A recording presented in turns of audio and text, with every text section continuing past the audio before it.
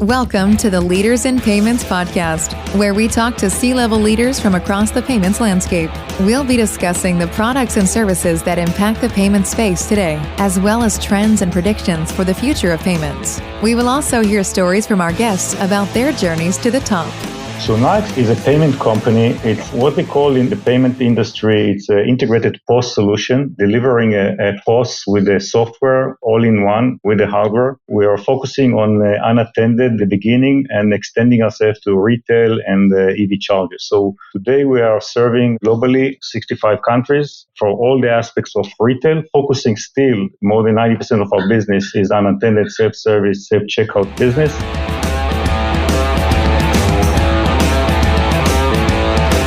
That was Nayax CEO and co-founder Yair Nechmad, and he is my special guest on this episode 211 of the Leaders in Payments podcast.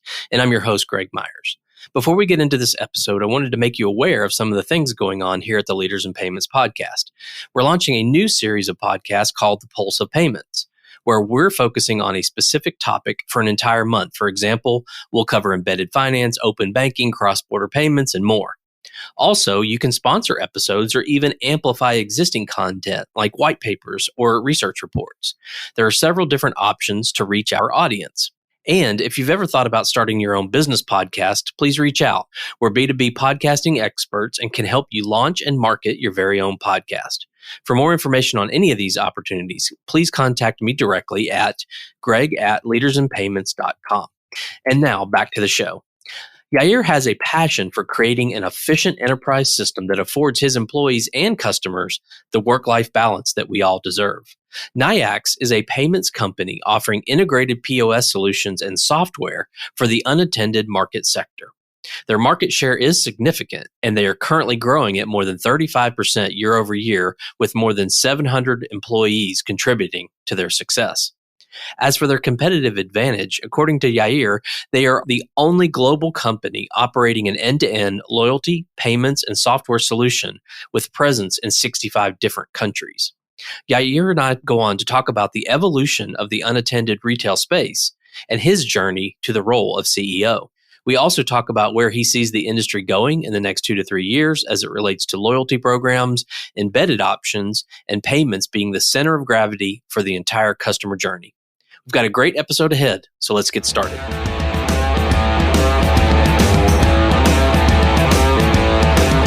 Hi, Yair. Thank you for being here, and welcome to the Leaders in Payments podcast. Thank you for having me. Absolutely. So let's dive in, if you don't mind, and we'll circle back to your professional journey in a few minutes, but tell our audience a little bit about yourself, maybe where you grew up, where you went to school, where you currently live, a few things like that. Absolutely. So I'm basically in Israel. I'm born in Tel Aviv. In my professional life, I was a marketing manager in Coca-Cola for 9 years over here in Israel.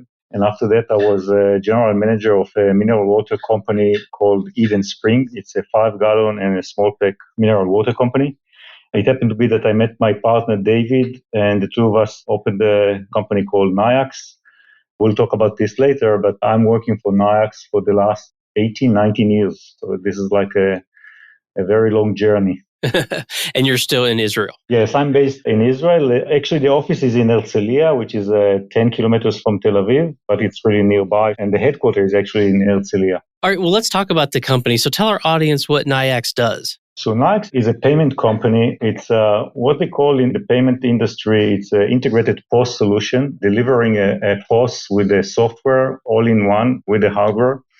We are focusing on unattended, the beginning, and extending ourselves to retail and EV chargers. So today we are serving globally 65 countries for all the aspects of retail, focusing still more than 90% of our business is unattended, self-service, self-checkout business, enabling retailers to do their business from the back end and from the front end, from the loyalty part and up to the operational and reporting from the back end. We are connecting to more than 45 acquirers and 45 alternative payments to cover this, what we call like-to-like present solution. And we are growing more than 35-40% year over year for the last couple of years. Okay. And how many employees does the company have? Today, we are 770 employees. Almost 500 of them are based over here in Israel with all the aspects of skills from hardware, software, backend, operational building, logistic, all of this. We do have 9 subsidiary companies in North America, in the UK, Germany, Japan, China, Australia, New Zealand, and other 45 partners, distributors covering the rest of the world. You mentioned the hardware and the software together. When the company started, was it just the hardware and you added software later? When we started, it was 2005. We started over here in Israel. We saw the pain from the market regarding unattended. Maybe to extend a little bit the context to the audience, it's a different market because it carries some of unique specialties in this market. First, from our perspective, it's existing market. There are more than 40 million machines. They already accept cash, and we need to convert them to cashless. So it's like more of a retrofitting the machine remotely. We're not going out from the office.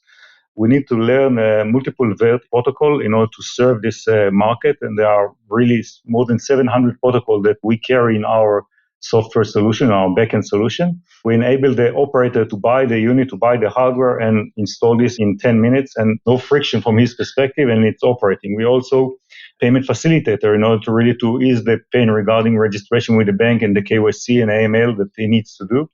And all of this is a one-stop solution, hardware, software, and payment. And that's where we started. It was quite difficult at the beginning of the time because everything was very expensive. Connectivity was very expensive. The hardware was very expensive. But slowly and gradually, we put everything into place, and we are really succeeding to grow the market in a global level these days. Yeah. And so let's talk about your customer base. I assume, does it go from the small kind of mom and pop company that might have just a couple of vending machines all the way up to larger retail companies that do both retail and sort of the unattended? Absolutely. We built the system in a way that we are not holding ourselves back from even one unit, even one machine that needs to have a solution or service. We built it in a way that it will be profitable from our perspective. And we grew up with this to do what we call multiple players and multiple units per customer. These days, we're taking big operators like big chain of caterer in the US or in Europe, moving up to a fourth court solution from unattended EV charger and attended solution with the aspects of loyalty and management. It's quite a heavy lifting that Nayax can do now for tier 1 customer. Yeah, sounds like it. So maybe talk about the evolution of sort of the unattended space, because I know like visually a lot of people think of the vending machine and it used to take cash, now it takes cards, but that's just such a minor part, right? Now you can walk through the airport and see unattended kiosks. So maybe talk about that evolution if you don't mind. These evolutions came more in the last 4 or 5 years. We were there like 18 years ago, 19 years ago when we started. It was started with vending and then with a snack machine and then what you call all these machines that are placed in different locations. But then you realize quite quickly that some of the machines are placed in the institution and you need to serve their employees within the institution. It's like a loyalty card. What do you think when you're walking on the airport that it's serving only the Best Buy consumer, but actually it's serving also the employees of the airport? You're getting more and more complex regarding the engagement and the loyalty that you need to bring into and to connect to what you call the HR or the ERP of the institution. And you're getting more and more involvement of journeys with different consumers, with different payment methods, with different what you call handshake, whether it is by the phone or by a card, swipe card, or any kind of form of ID. And that's evolved also to the self-service, self-checkout, and it's coming all over. And on top of it, there are multiple machines. One of the key elements of this business is that around the globe, there are so many different machines, so many different protocols that create a lot of what we call pain to engage with them or to handshake with them. And that's one of the key elements that Nayax know to do very easily. Let's talk about how you go to market. Do you have a direct sales force? Do you work through partner channels or a little bit of both? We have from all over. We have a very strong digital funnel. Jumping to the end, we have an e-shop today in the North American market. So customers really can onboard and buy themselves the device and onboard themselves KYC and AML all in one journey. And this is now rolling out for Europe and rest of the world, but we started in North America. So we're trying to reduce the friction from the point of view of customer base. On top of it, we also built a Nayax Capital that taking the burden from the CapEx expenditures from customers and make it operational level. So it's all built into the journeys. Of course, on top of it, we have direct sales people that dealing with the tier 1 and 2. We have influencer, we have resellers, and a lot of partners that what they see in Nayax is like the only company globally that can serve them all over the place in multiple verticals.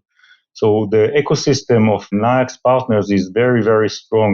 We have what we call foot on the ground in every place in the 65 countries, local, global operation solution. Let's talk about the software side for a minute. So what does the software provide? Obviously, sort of inventory management, that's pretty logical, but what else does the software provide? For a vending operator, he needs to remotely from his home to know exactly when to come to the machine, what machine to serve, what kind of alerts that he has to really to make a high priority and reach to the machine, what kind of inventory level that he wants to reach to a machine. There is a software like a handheld that he's holding from his phone so he can reach out to everything. He can do dispatching to his team if he's not just a mom and pop. He has 5 routes or 10 routes. He can do all the dispatching from his mobile app or from a PC, of course, from office. So all of this is like not just the reporting part, not just the alerting part or logic alert part, but also the ability of really managing the routes and managing the time of the employees. Of course, clocking in and clocking out from employees. So you have all the backend part of what we call time consuming that you can manage from your Palm.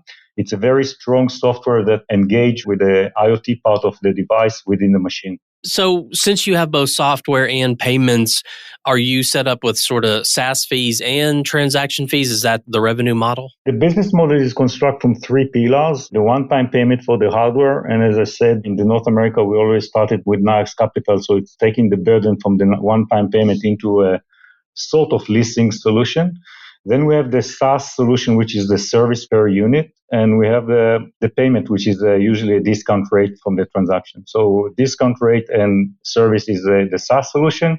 And the one-time payment of the hardware is the other pillar of hardware payment. One of the things that I think, so maybe talk about the tier one retailers. I'm interested in sort of what is their strategy, like our local grocery store.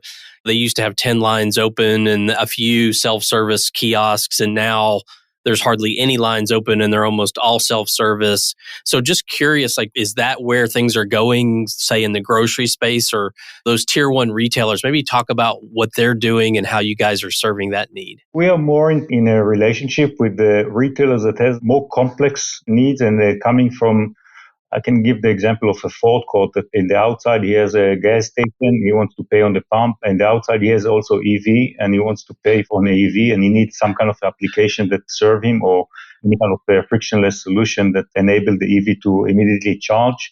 And then he's coming into the, let's call it a 7-Eleven, and then he has a self-service of the coffee machine, and then he has the attended. All of this together is quite a complex journey or multiple journeys that consumers have. And basically, Nayax can sort it out, not just in terms of one station or multiple stations, also in different currencies, different places. Usually, when I'm speaking with North America, everybody is accustomed to the dollar. But if you look at Europe, you have like the Eurozone, you have pound, you have krona, and all of this is in different currency.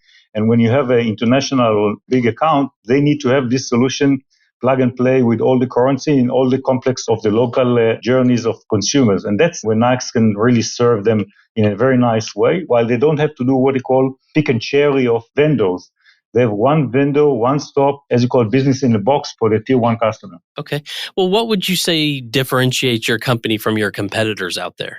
I think we are the only one globally operating end-to-end, back-end, payment facilitating, front-end with the loyalty solution. I'm always stating that one of the key phrases that I ever heard is one of our competitors said that you want to solve your problem, go to Nayax. Because actually we are a technology partner for any kind of customer, but we're not really taking this in a length of deployment. It's like almost immediately 10 minutes, 5 minutes, half an hour, and off you go.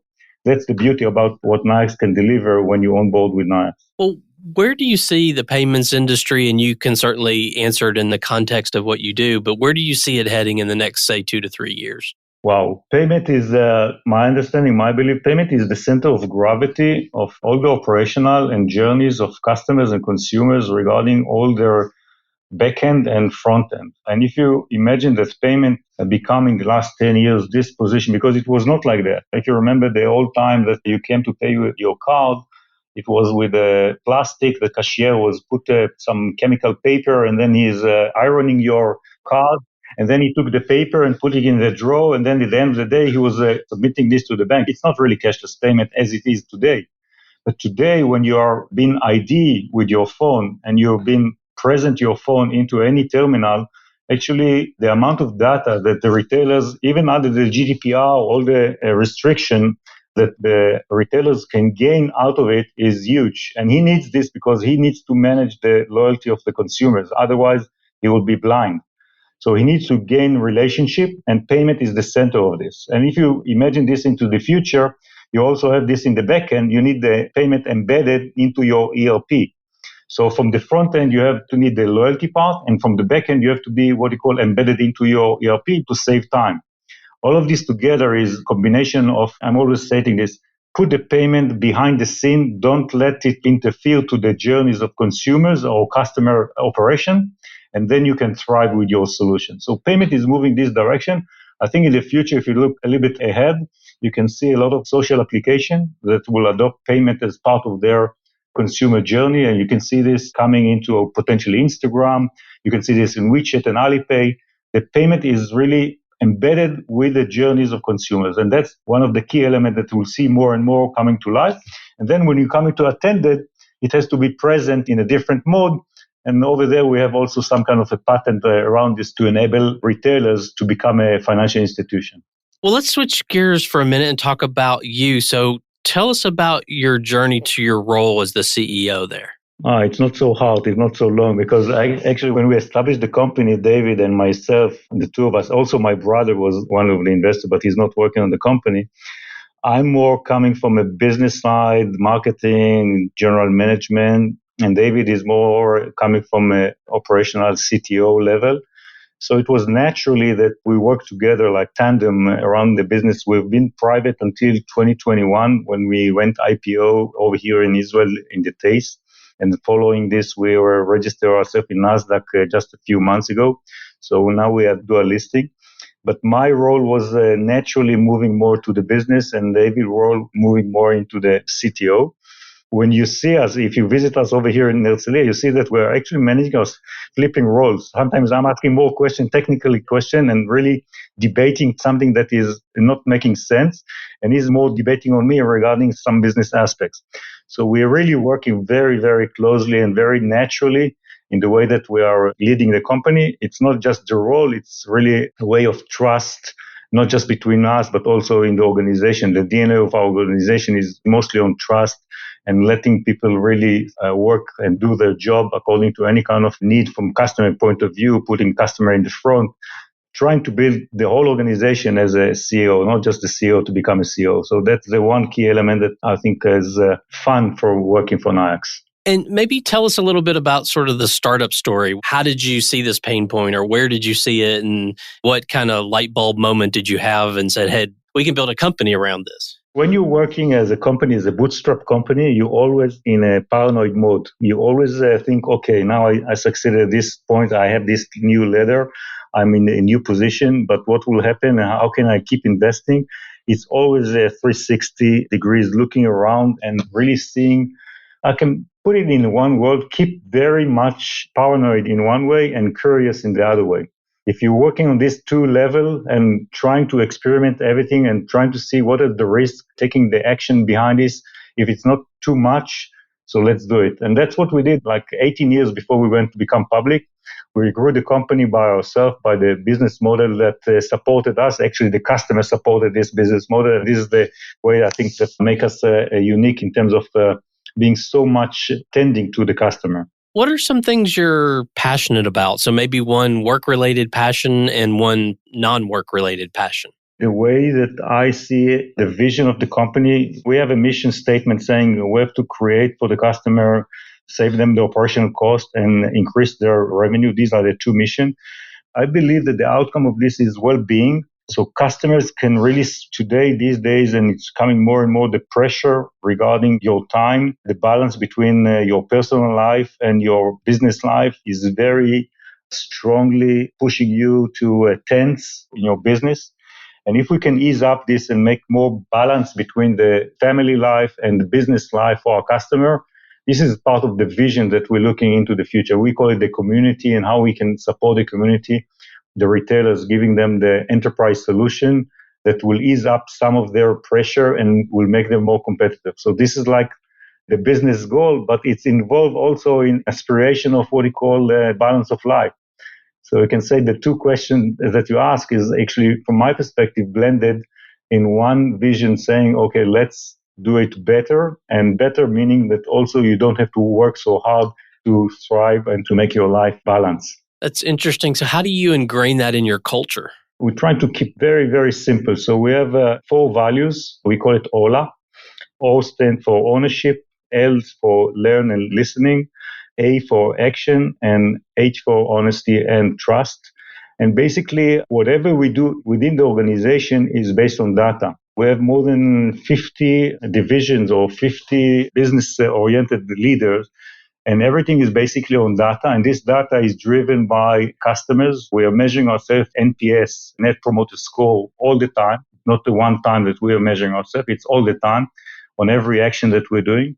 And we're trying to, in this case, bring the data in the center of the cost center or the business center. And basically on this, you can create a discussion regarding what should we do, how can we react to this, what are the ideas that we have behind this.